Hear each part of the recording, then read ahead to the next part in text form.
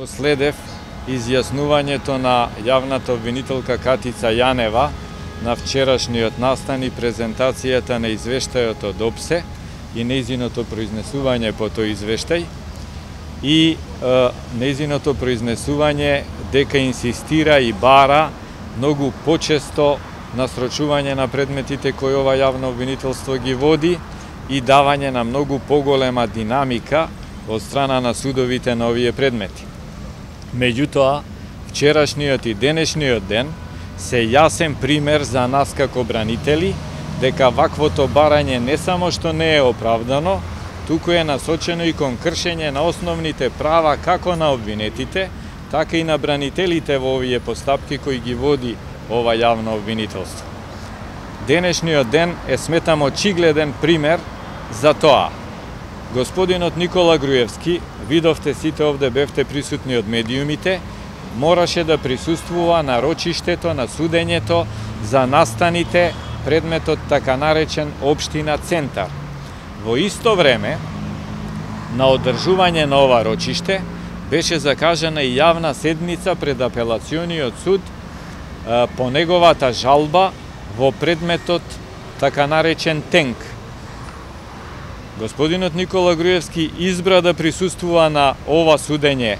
а и ние како негови бранители, од страв дека како бранители можеме да бидеме казнети доколку предизвикаме одлагање на вакво рочиште, поучени од примерот од претходниот ден, кога не беше прифатено одлагање на рочишта поради преклопување на термини и имаше казнување на бранители.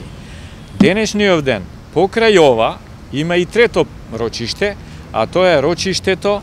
кое продолжува по предметот Тенк, што е малку парадоксално, бидејќи иако предметот се наоѓа на одлучување пред Советот на апелациониот суд, Советот кој го води овој предмет во делот на раздвоена постапка на Гордана Јанкуловска, денес има седница и еве во овој момент во тек е се уште судењето по овој предмет. Ова се очигледни работи, не треба многу мој коментар, дека ниту адвокатите, ниту обвинетите не можат да се реплицираат или триплицираат, како во случајов денес, па да присуствуваат на овие седници. Ако на ова го надоврземе инсистирањето да се даваат уште поголема динамика на решавањето на овие предмети и уште повеќе термини, за мене како бранител е очигледно прекршувањето на основните права на одбрана на обвинетите, но истовремено и правата на бранителите да формираат сериозна и ефективна одбрана во овие предмети. Бранителите во овие сериозни предмети не можат трчаејки да ја изнесуваат одбраната, туку потребно им е подготовка на рочиштата. Какво е можна подготовка кога се закажуваат рочишта од ден во ден на огромни предмети? Кој е тој што може да подготви рочиште и односно повеќе рочишта кои што се закажани или еве вака 3, како во случајот во еден ден, или последователно во повеќе денови еден под друг?